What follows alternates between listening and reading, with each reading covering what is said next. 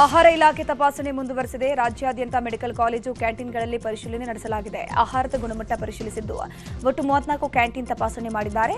ನ್ಯೂನತೆಗಳಿಗೆ ಸಂಬಂಧಪಟ್ಟಂತೆ 5 ಕ್ಯಾಂಟೀನ್ಗೆ ನೋಟಿಸ್ ಅನ್ನು ಜಾರಿ ಮಾಡಲಾಗಿದೆ. ಅಡುಗೆ ಮನೆಯಲ್ಲಿ ಸಂಗ್ರಹಿಸಲಾಗಿದ್ದ ಅವಧಿ ಮೀರಿದ 7 ಕೆಜಿ ರವೆ, 8 ಲೀಟರ್ ಹಾಲನ್ನು ಜಪ್ತಿ ಮಾಡಲಾಗಿದೆ. ಮಂಡ್ಯ ಜಿಲ್ಲೆಯ ಮದ್ದೂರು ತಾಲೂಕು ಕಚೇರಿಗೆ ಉಪಲೋಕಾಯುಕ್ತ ವೀರಪ್ಪ ದಿಢೀರ್ ಭೇಟಿ ಕೊಟ್ಟು ಶಾಕ್ ಕೊಟ್ಟಿದ್ದಾರೆ. ಈ ವೇಳೆ ಅಧಿಕಾರಿಗಳ ವಿರುದ್ಧ ರೈತರು ಸಾಲು ದೂರನ್ನ ಹೇಳಿದ್ದು ಉಪಲೋಕಾಯುಕ್ತರು ಫುಲ್ ಕ್ಲಾಸ್ ತೆಗೆದುಕೊಂಡಿದ್ದಾರೆ. ಕಳ್ಳರಿಗೆ ವೋಟ್ ಹಾಕಬೇಡಿ, ನನ್ನ ಮಕ್ಕಳನ್ನ ಸೋಲಿಸಿ ದುಡ್ಡು ತಗೊಂಡು ನಾವು ವೋಟ್ ಹಾಕ್ತೀವಿ, ಕಳ್ಳರು ಬರ್ತಾರೆ, ಕಳ್ಳರನ್ನೇ ಅಧಿಕಾರಿಗಳಾಗಿ ನೇಮಕ ಮಾಡ್ತಾರೆ, ಜನರ ಸಮಸ್ಯೆಗಳಿಗೆ ಪರಿಹಾರ ನೀಡಲ್ಲ ಅಂದ್ರೆ ಹೇಗೆ ಅಂತ ಕ್ಲಾಸ್ ತೆಗೆದುಕೊಂಡಿದ್ದಾರೆ. 50 ವರ್ಷದಿಂದ ಹಸುಗಳ ಶೆಡ್ ನಿರ್ಮಿಸಿಕೊಂಡು ಜೀವನ ನಡೆಸುತ್ತಿದ್ದ ನಂಜಮ್ಮ ಅನ್ನೋರು ಶೆಡ್ಗಳನ್ನು ಅಧಿಕಾರಿಗಳು ತೆರವುಗೊಳಿಸಿದ್ದಾರೆ. ಈ ಘಟನೆ ಚಿಕ್ಕಬಳ್ಳಾಪುರದ ಗೌರಿಬಿದನೂರು ತಾಲೂಕಿನ ರೇಖಲಹಳ್ಳಿಯಲ್ಲಿ ನಡೆದಿದೆ. ಶೆಡ್ ತೆರವು ಖಂಡಿಸಿ ಜಯಮ್ಮ ಗ್ರಾಮ ಪಂಚಾಯತ್ ಎದುರು ಹಸುಗಳನ್ನು ಕಟ್ಟಿಹಾಕಿ ಪ್ರತಿಭಟನೆ ಮಾಡಿದ್ರು. ಯಾವುದೇ ಮುನ್ಸೂಚನೆ ನೀಡದೆ ಶೆಡ್ ತೆರವುಗೊಳಿಸಲಾಗಿದೆ. ರಾಜಕೀಯ ಒತ್ತಡದಿಂದ ಅಧಿಕಾರಿಗಳು ದೌರ್ಜನ್ಯ ನಡೆಸಿದ್ದಾರೆ. ನಮಗೆ ಪರ್ಯಾಯ ವ್ಯವಸ್ಥೆಯನ್ನು ಕಲ್ಪಿಸುವಂತೆ ಒತ್ತಾಯಿಸಿದರು. ಆಗಸ್ಟ್ 31ರ ಒಳಗೆ ಗೃಹ ಜ್ಯೋತಿ ಮರು ಪರಿಶೀಲನೆ ಕಾರ್ಯ ಪೂರ್ಣಗೊಳಿಸೋಕೆ ಡೆಡ್ಲೈನ್ ನೀಡಲಾಗಿದೆ. ಜುಲೈ 1ರಿಂದ ಆರಂಭವಾಗಿರುವಂತಹ ಗೃಹ ಜ್ಯೋತಿ ಮರು ಪರಿಶೀಲನೆ ಕಾರ್ಯ ಮೀಟರ್ ರೀಡರ್ಗಳಿಗೆ ಸವಾಲಾಗಿದೆ. ಅಪಾರ್ಟ್ಮೆಂಟ್ ಮಾಲೀಕರು ಒಳಗಡೆ ಬಿಟ್ಕೊಡ್ತಿಲ್ವಂತೆ, ಕೆಲವೆಡೆ ದಾಖಲೆ ಕೊಡೋಕೆ ನಿರಾಕರಿಸುತ್ತಿದ್ದಾರೆ. ಹೀಗಾಗಿ ಮರು ಪರಿಶೀಲನೆಗೆ ಸಹಕರಿಸಿದ ಮನೆಗಳಿಗೆ ಸ್ಥಳ ಮಹಜರು ಮಾಡೋಕೆ ಬೆಸ್ಕಾಂ ಅಧಿಕಾರಿಗಳು ನಿರ್ಧರಿಸಿದ್ದಾರೆ. ಈವರೆಗೂ ಶೇಕಡಾ 60ರಷ್ಟು ಮಾತ್ರ ಮರು ಪರಿಶೀಲನೆ ಕಾರ್ಯ ಪೂರ್ಣಗೊಂಡಿದೆ. ಬಾಗಲಕೋಟೆ ಜಿಲ್ಲೆಯ ಬೀಳಗಿ ಪಟ್ಟಣದ ಪೊಲೀಸ್ ಠಾಣೆಯಲ್ಲಿ ರಕ್ಷಾ ಬಂಧನ ಸಂಭ್ರಮ ಮನೆ ಮಾಡಿತ್ತು. ಮಹಿಳೆಯರು ಪೊಲೀಸ್ ಅಧಿಕಾರಿಗಳು ಹಾಗೂ ಸಿಬ್ಬಂದಿಗೆ ರಾಖಿ ಕಟ್ಟಿ ಸಿಹಿ ಹಂಚಿ ಸಂಭ್ರಮಿಸಿದ್ದು, ಹಬ್ಬದ ದಿನವೂ ಕುಟುಂಬದಿಂದ ದೂರವಿದ್ದು ಕರ್ತವ್ಯ ನಿರ್ವಹಿಸುವ ಪೊಲೀಸ್ ಸಿಬ್ಬಂದಿಯ ಸೇವೆಗೆ ಗೌರವ ನೀಡೋ ದೃಷ್ಟಿಯಲ್ಲಿ ಈ ಕಾರ್ಯಕ್ರಮ ಆಯೋಜಿಸಲಾಗಿತ್ತು.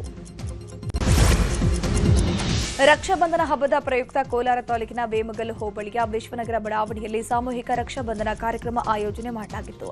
ಮಾಜಿ ಜಿಲ್ಲಾ ಪಂಚಾಯಿತಿ ಅಧ್ಯಕ್ಷ ಸಿಎಸ್ ವೆಂಕಟೇಶ್ ಹಾಗೂ ಕುಟುಂಬ ಹಮ್ಮಿಕೊಂಡಿದ್ದಂತಹ ರಕ್ಷಾಬಂಧನ ಕಾರ್ಯಕ್ರಮದಲ್ಲಿ ನೂರಾರು ಮಹಿಳೆಯರು ಭಾಗಿಯಾಗಿದ್ದರು. ರಾಖಿ ಕಟ್ಟಿ ರಕ್ಷಾಬಂಧನ ಹಬ್ಬದ ಶುಭ ಕೋರಿದ್ರು. ರಾಖಿ ಕಟ್ಟಿದ ಮಹಿಳೆಯರಿಗೆ ರೇಷ್ಮೆ ಸೀರೆ, ಬಳೆ, ಹೂವು, ಅರಿಶಿನ ಕುಂಕುಮ ನೀಡಿ ಗೌರವಿಸಲಾಯಿತು. ಕಾರ್ಯಕ್ರಮದಲ್ಲಿ ಹಿಂದೂ ಮುಸ್ಲಿಂ ಸಮುದಾಯದ ಮುಖಂಡರು ಕೂಡ ಭಾಗವಹಿಸಿದ್ರು. ಪ್ರವಾಹದಿಂದ ನಲುಗಿರುವಂತಹ ನೇಪಾಳಕ್ಕೆ ಭಾರತದ ನೆರವಿನ ಹಸ್ತ ಮುಂದುವರೆದಿದೆ. ತುರ್ತು ಪರಿಹಾರ ಸಾಮಗ್ರಿಗಳು ಮತ್ತು ವೈದ್ಯರ ತಂಡ ಒಳಗೊಂಡಂತಹ 3ನೇ ವಿಮಾನ ಕಠ್ಮಂಡುಗೆ ತಲುಪಿದೆ. ಈ ವಿಮಾನದಲ್ಲಿ ಆಹಾರ ಸಾಮಗ್ರಿ, 11 ಮಂದಿ ವೈದ್ಯರ ತಂಡ ಹಾಗೂ ಸುರಂಗ ಮಾರ್ಗ ರಕ್ಷಣಾ ತಂಡ ನೇಪಾಳದ ಕಠ್ಮಂಡುವಿಗೆ ತಲುಪಿದೆ. ಈ ಬಗ್ಗೆ ವಿದೇಶಾಂಗ ಸಚಿವ ಜೈಶಂಕರ್ ಮಾಹಿತಿಯನ್ನು ಕೊಟ್ಟಿದ್ದಾರೆ.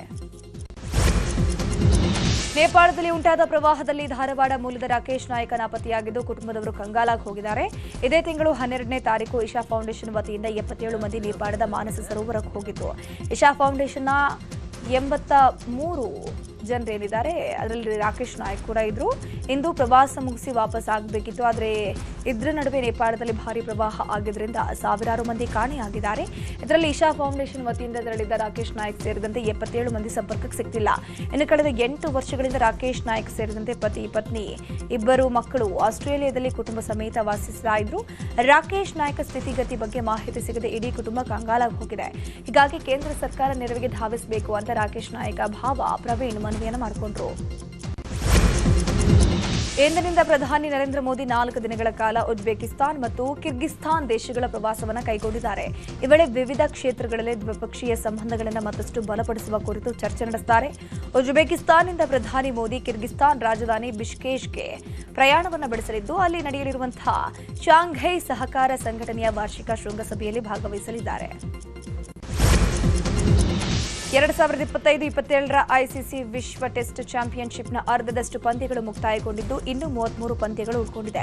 ಈ ಚಾಂಪಿಯನ್ಶಿಪ್ ಆಡುತ್ತಿರುವಂತಹ 9 ತಂಡಗಳ ಪೈಕಿ 4 ತಂಡಗಳು ಹೆಚ್ಚು ಕಡಿಮೆ ಫೈನಲ್ ರೇಸ್ನಿಂದ ಹೊರಬಂದಿದ್ದು, ಉಳಿದ 5 ತಂಡಗಳು ಅಗ್ರ 2ನೇ ಸ್ಥಾನಕ್ಕಾಗಿ ಪೈಪೋಟಿ ನಡೆಸ್ತಾ ಇದೆ. ಈ ಪೈಕಿ ಆಸ್ಟ್ರೇಲಿಯಾ, ದಕ್ಷಿಣ ಆಫ್ರಿಕಾ ಹಾಗೂ ನ್ಯೂಜಿಲೆಂಡ್ ಫೈನಲ್ಗೇರೋಕೆ ಹೆಚ್ಚಿನ ಅವಕಾಶ ಇದೆ. ಭಾರತ ಕೂಡ ಉಳಿದ 7ರಲ್ಲಿ 6 ಟೆಸ್ಟ್ ಗೆದ್ರೆ ಫೈನಲ್ಗೆ ಹೋಗೋ ಚಾನ್ಸ್ ಇದೆ. ಸ್ಯಾಂಡಲ್ವುಡ್ನ ಹಾಸ್ಯ ನಟ ಚಿಕ್ಕಣ್ಣ ದಾಂಪತ್ಯ ಜೀವನಕ್ಕೆ ಕಾಲಿಡೋದಕ್ಕೆ ಸಜ್ಜಾಗಿದ್ದಾರೆ. ಇಂದು ಆರತಕ್ಷತೆ ಹಾಗೂ ನಾಳೆ ಧಾರಾ ಮುಹೂರ್ತ ನಡೆಯಲಿದೆ. ನಿನ್ನೆ ಅರಿಶಿನ ಮತ್ತು ಮೆಹಂದಿ ಶಾಸ್ತ್ರ ನೆರವೇರಿತು. ಕುಟುಂಬಸ್ಥರು ಹಾಗೂ ಆಪ್ತರ ಸಮ್ಮುಖದಲ್ಲಿ ನಡೆದ ಶಾಸ್ತ್ರದಲ್ಲಿ ಚಿಕ್ಕಣ್ಣ, ಪಾವನ ಹಳದಿ ಶಾಸ್ತ್ರ ಸಂಭ್ರಮದಲ್ಲಿ ಮಿಂದಿದ್ದಾರೆ.